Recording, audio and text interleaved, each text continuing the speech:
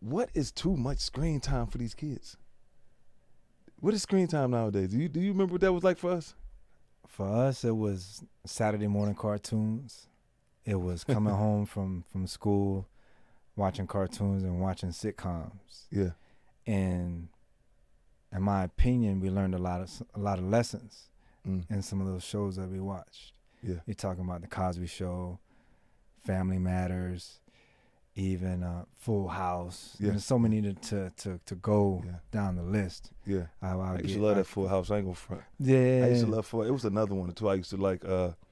What's the one, babe, where the guy was step by step. Step by step. Step by step. Yeah, I like Home Improvement too. Yeah, Home Improvement. It's just so Yeah. many. Come on, Tim Allen. It was classics. Yeah. So the screen time for us, I felt like we did it, Yeah. but it didn't overshadow our outside time Yeah. and interacting with our peers, Yeah. riding bikes, Yeah. running around in the neighborhood, staying after school, getting to school early so Yeah. we could participate Yeah. in everything that we did, Yeah. playing sports, Yeah. flipping on the grass. Yeah. We still went outside. Yeah. We still went out. I think that's a lot of parents' concern now, that they're missing that outside interaction, Yeah. which is so much of life, and I only bring up screen time because we were discussing it before we went live, and it stayed on my mind often, right? So even with my son, right? Like it's like a guilty thing. Like I give it to him because I'm like, well, I'm on this phone a lot, Yeah. right? And then I like notice, like, I know, but you've been doing this for like an hour. Then it makes me realize, like, well, I've been doing it for like 2 hours, right? So screen time is kind of, it's like, it's not just children that's being affected, it's adults too, because that mobile real estate is there, like all the time. So I think we just got to do better with trying to navigate ourselves with it to help them, because sometimes I feel like a hypocrite. Do you ever deal with that? Like, Yes, Yeah. I do. And like you just stated, lead by example. yeah, So when I catch myself, or sometimes, a lot of times, the children will hold you accountable. yeah, And when I'm held accountable, oh, you're right. Turn it off, flip it off, and I'm giving eye contact.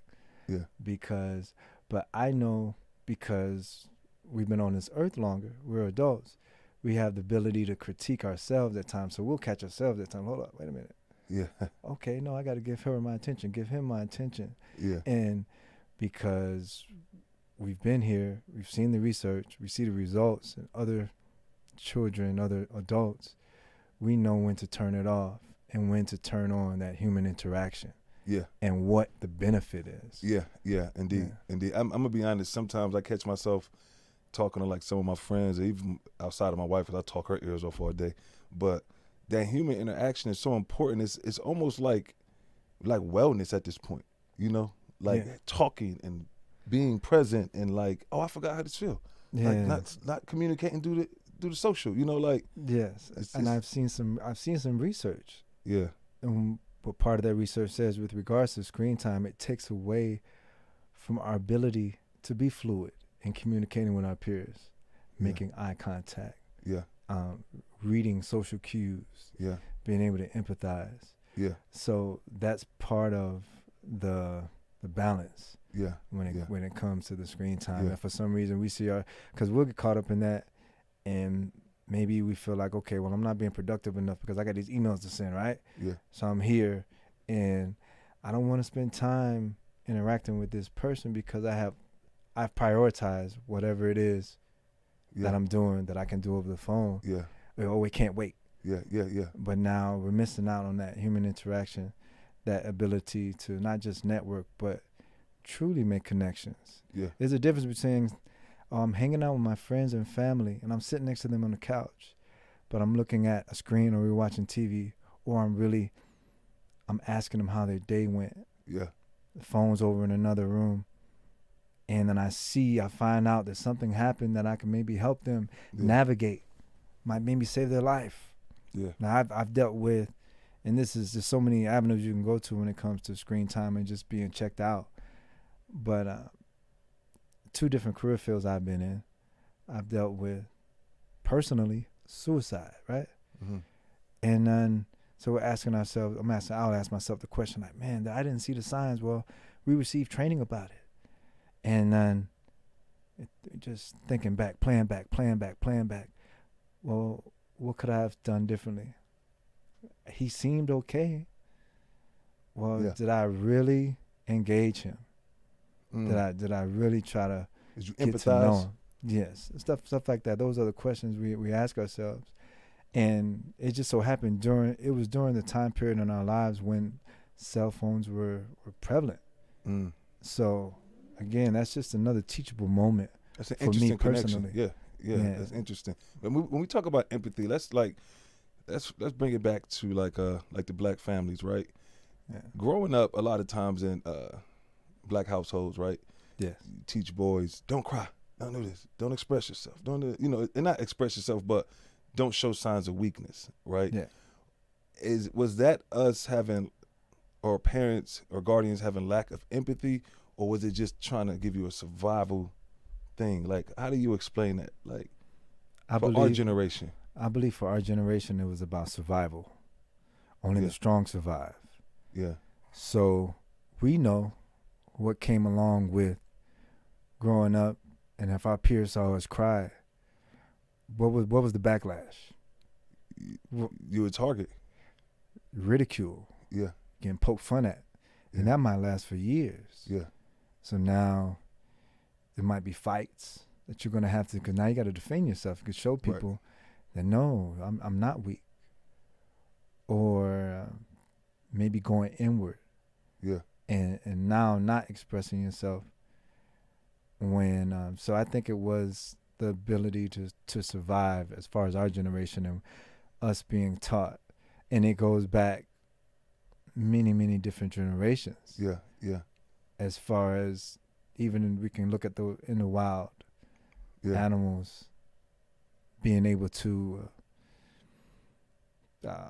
Survival of the fittest. survival of the fittest, Survival of the fittest. not knowing that they're hurt Yeah. with the positive, or faking being injured, Yeah. so that they can get out of say, to get away from a predator. Yeah. Yeah. I see a lot of black men now, especially like fathers, they address like with their children, they're just, it's almost night and day from what I witness. I see just more active, right? Like involved in like the emotional well-being of the child, right?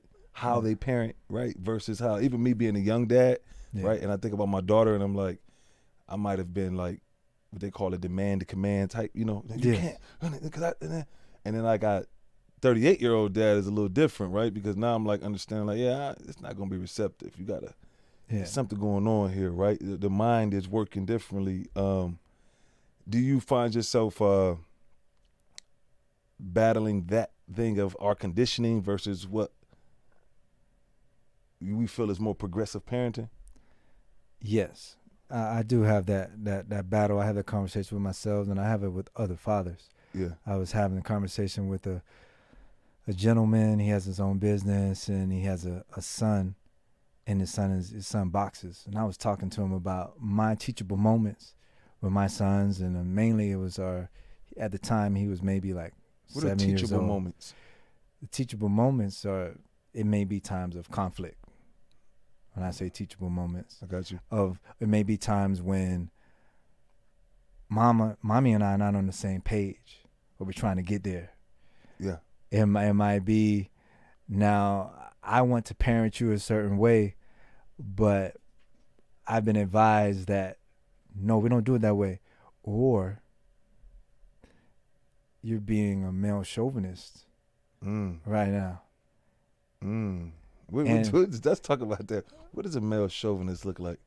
So, And is the word overused? Like, is it used properly or improperly dealing with? I think in today's society, I feel like it may be overused in reference to what might be considered, for lack of a better description, old school father parenting. To that, like we just touched on, teaching our children how to survive. Like, it's not time to cry, hold those emotions in. Whereas, or for me in our household, sports. Mm-hmm. So I may be biased because I play football. Yeah.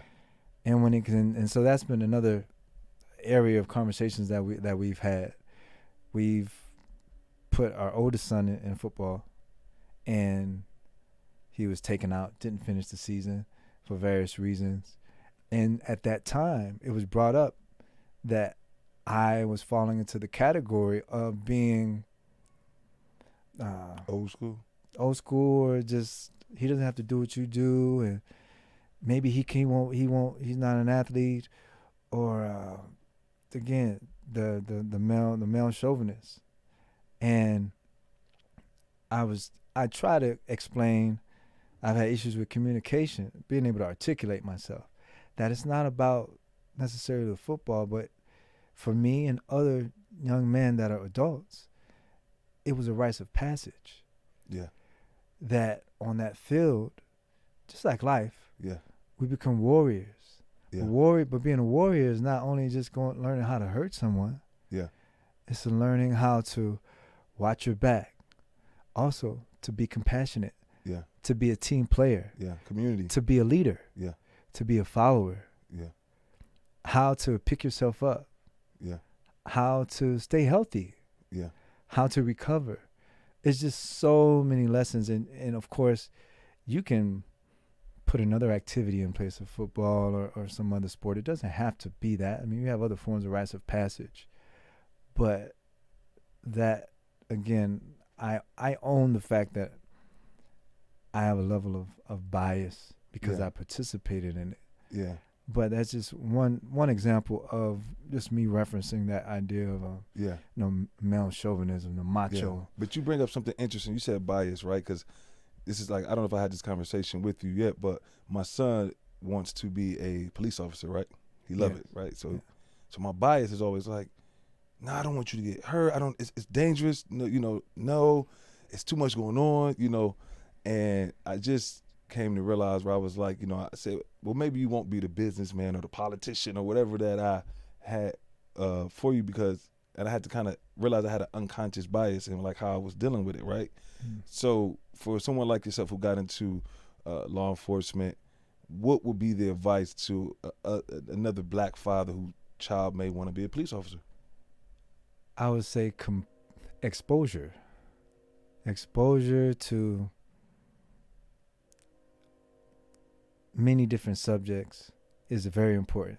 So in retrospect, when I think about me at the age of 38 becoming a police officer, me at the age of 27 joining the Marine Corps, it was during my life and during my childhood, I knew people say that were in the military. Yeah. The first exposure to police officers continuously was the DARE officer, drug abuse resistance education. Remember them?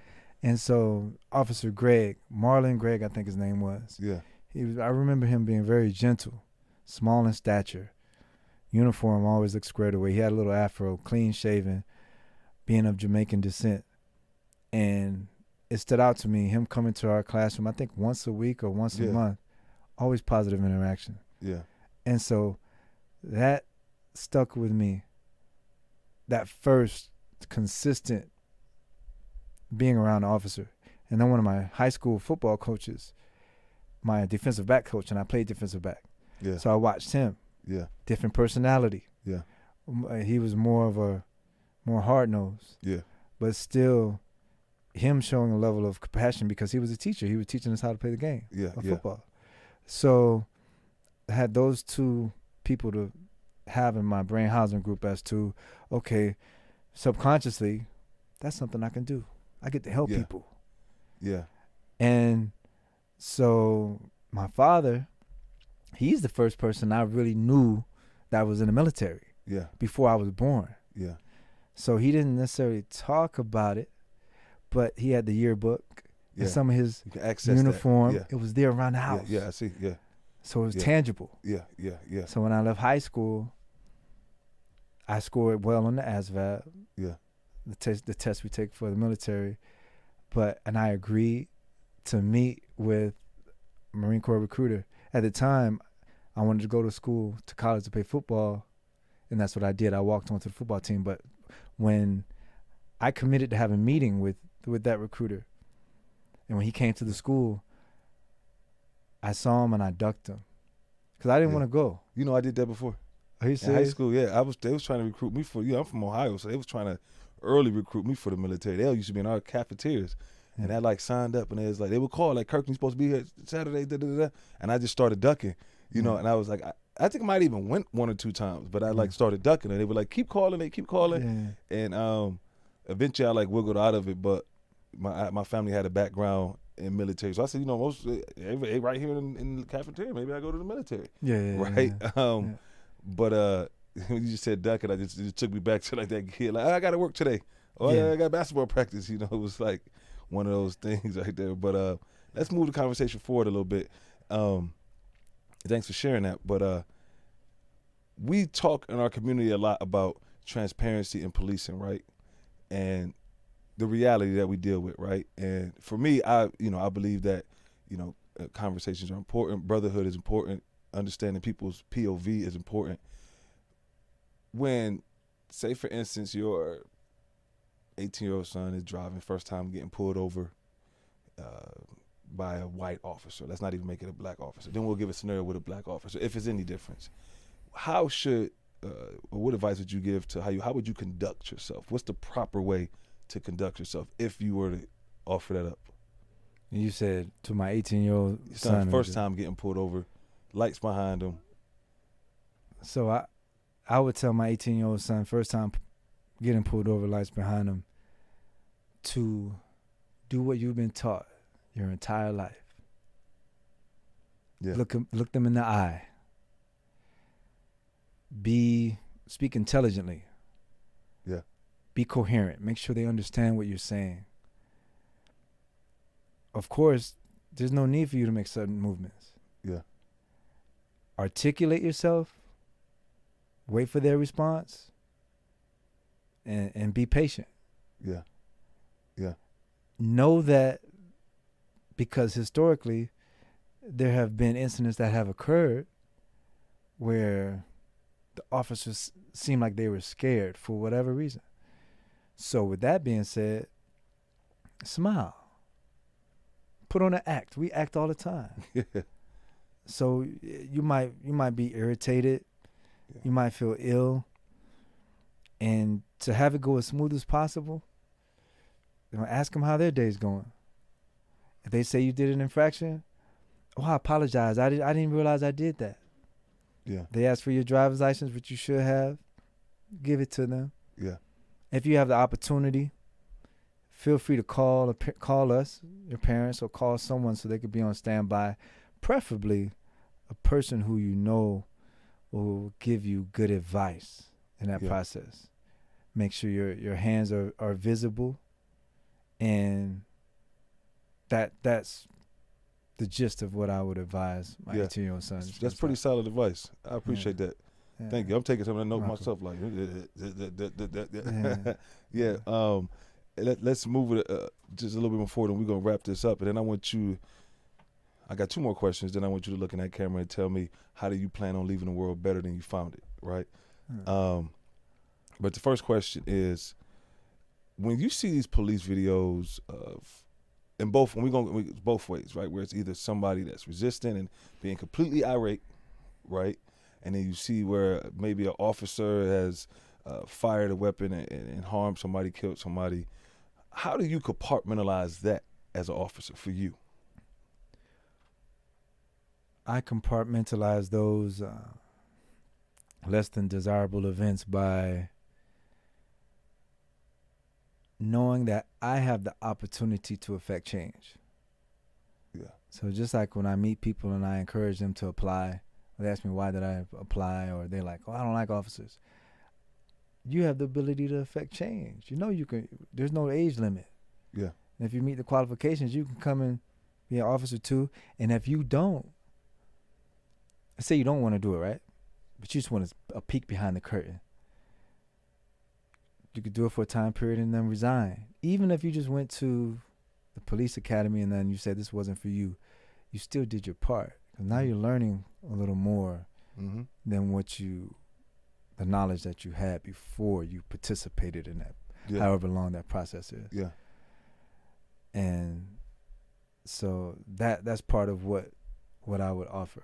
Yeah, I got you. I appreciate that. And for the last question, then you're gonna look in that camera and let them know how you're gonna leave the world better than you find it. Better than you found it.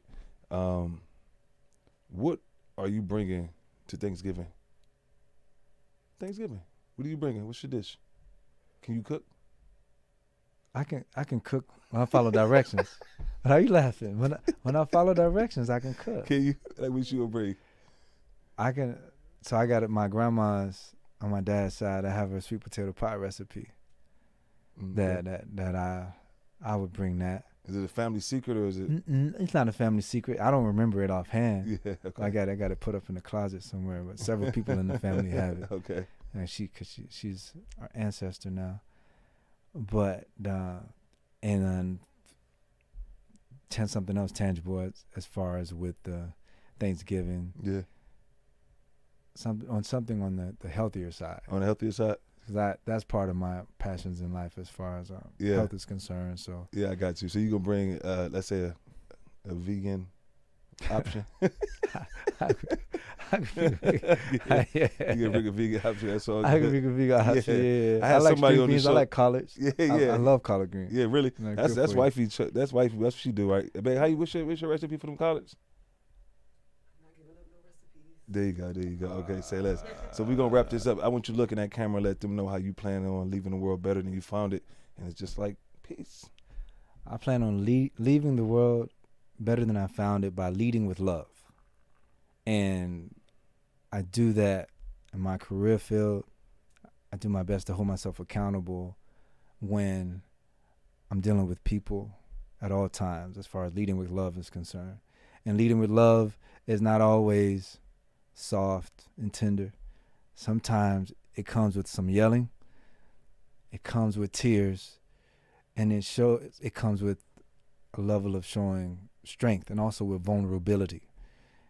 And with that also, leading with love comes with tears. It comes with compassion. It comes with empathy.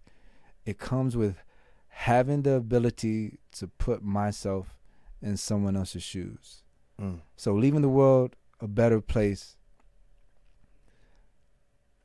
is leading with love with friends and family, and also I've been blessed to be a father.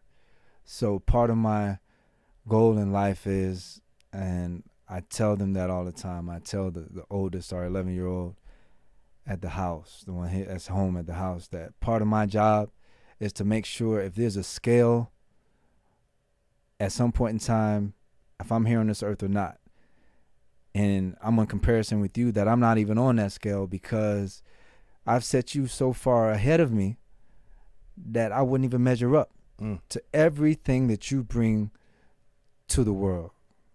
So that's part of my way of leaving the world better than how it was when I was here, when I leave.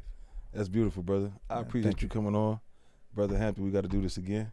Yes, sir. We got to make this. I appreciate it. Yeah, we got to make this. Yeah, we got to make this like a swing by. Yeah, pull up on us and sit down and talk with us. Yeah. Shout out my man Damien, Playback Sounds, incredible facility. Shout out to producers and wifey and everybody that showed us love today. We are out. Peace, politics, and black families. Peace.